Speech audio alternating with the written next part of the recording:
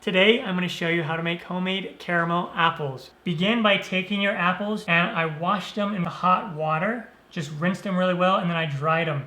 Now I'm just going to stick this in here. Time to make the caramel. Begin with 2 cups of light or dark brown sugar, it doesn't matter. 1/4 cup of butter. If you're using salted, then just half the additional salt. This is 1/2 teaspoon of salt, so you'd use about a 1/4 teaspoon of salt. And then 1.5 cups of heavy whipping cream.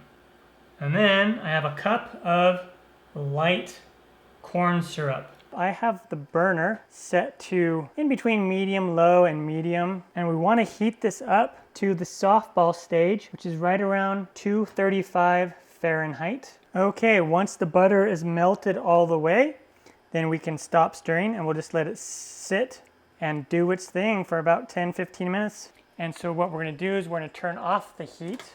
And now I'm going to pour in 1 teaspoon of vanilla extract and just stir that into the caramel. And then you let your caramel cool to 190 Fahrenheit. And I just poured it into this bowl. It just makes it easier to dip, but you can certainly just keep it in the pot if you want. And then take an apple and we will go straight down into it.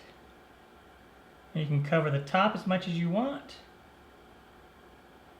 And then come out. Look at that. And then I like to scrape off kind of the excess on the bottom. And then you can go up the top of the apple just a little bit. And then I'm just going to put it right here on a silicone mat on a sheet pan. But parchment paper works really well too. I'm going to come in over here to these nuts. And this is just the mixed nuts that I got. And you could use peanuts, pecans, and I just kind of push them in there, and then there it goes. All right, these look fantastic. This recipe, you'll be able to dip probably 8 to 10 apples, depending on the size. Take care. Time for me to dive into this. Oh yeah.